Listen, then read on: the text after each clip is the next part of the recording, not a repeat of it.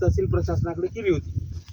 त्या मागणीची दखल घेऊन आमच्या 21/7/2025 रोजी तलाठी आणि मंडळाधिकारी यांना लेखी स्वरूपात पत्र दिलेलं होतं तहसीलदार साहेबांनी। तर त्यानुसार शेतात जाऊन पंचनामा करणे, स्थळ निरीक्षण करून, प्रत्यक्ष मोका पाहणी करून त्याचा प्रतिवेदनात्मक अहवाल, गावातील एकूण सरकारी जमिनीपैकी किती जमीन वैधी आहे याचा प्रतिवेदनात्मक अहवाल सादर करून ग्राम महसूल अधिकाऱ्याने तहसील कार्यालयाकडे सादर करणं अपेक्षित होता। परंतु आमच्या लोकांना अंधारात ठेवून, आमच्या लोकांच्या अज्ञानाचा फायदा घेऊन त्यांनी परस्पर चुकीचा अहवाल सादर केला। त्यामुळं आमच्या संघटनेचे बाळू जाधव, आपल्या देवीदास जाधव हे मराठवाडा मुक्ती दिवसापासून इथं आमरण उपोषण यांनी चालू केलेलं आहे। तर या उपोषणाचा एकच उद्देश आहे की आम्ही जो काही अहवाल मागितला होता त्याचा सुधारित अहवाल इथलच्या ग्राम महसूल अधिकाऱ्याने सादर करावा। आमच्या शेतात खरोखर वस्तुस्थिती काय सरकारच्या निदर्शनास आणून द्यावी, याच्यासाठी ही मागणीसाठी आम्ही हे मराठवाडा मुक्ती दिवसापासून आंदोलन सुरू केलेलं आहे। तुम्ही दिलेलं जे निवेदन आहे त्या संदर्भात फोनवर बोलताना सांगितलं की माझ्याकडे कुठल्या विषय आलेला नाही, नेमकं हे महसूल प्रशासनाचं भोंगळ कार्यक्रम बनवलं। माझं असं म्हणणं आहे की आमचे जे तालुक्याचे अध्यक्ष आहेत, संघटनेचे कार्यकर्ते आहेत, राजूभाऊ इंगोले आहेत, गुरुजी, या लोकांनी लेखी स्वरूपामध्ये आम्ही तहसीलदाराला दिलं, त्याची रिसिव्ह कॉपी आमच्याकडे आहे।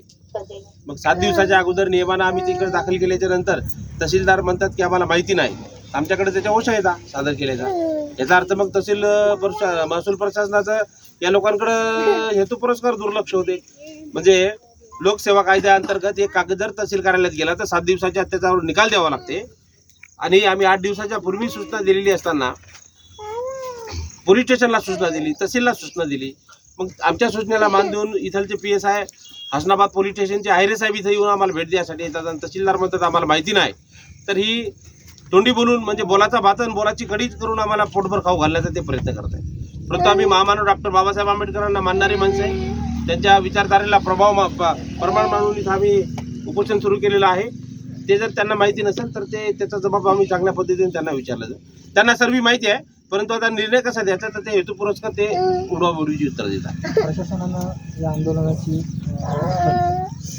काय बोलतात? प्रशासनानं आज जरी आंदोलनाची दखल घेतली नाही, या तालुक्यामध्ये कसं आहे, सरकार पॉझिटिव्ह आहे परंतु प्रशासन नकारात्मक भूमिका घेत असल्यामुळे सरकारला निर्णय घेणं अवघड चाललेलं आहे। मग आता प्रशासनाने जर अहवाल सादर केला नाही तर तीव्र स्वरूपाचं आम्ही जे सत्ताधारी पक्षाचे आमदार वगैरे असतील तर आम्ही त्यांच्या निवासस्थानासमोर आंदोलन करण्याची भूमिका आम्ही घोषित करू।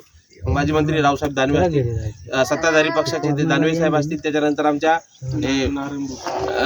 कुचेकर साहेब असतील आमदार, या लोकांच्या निदर्शनास आणून देण्यासाठी आम्हाला सत्ताधारी पक्षाच्या आमदाराच्या घराचं म्हणजे लोकप्रतिनिधीच्या घरावर आंदोलन करावं लागेल। कारण आता प्रशासन ऐकत नाही तर मग लोकप्रतिनिधी आम्ही निवडून दिले, आमच्या समस्या त्यांच्या समोर सादर कराव्या लागतील। आणखी बोला गुरुजी बोला, मावशी बोला.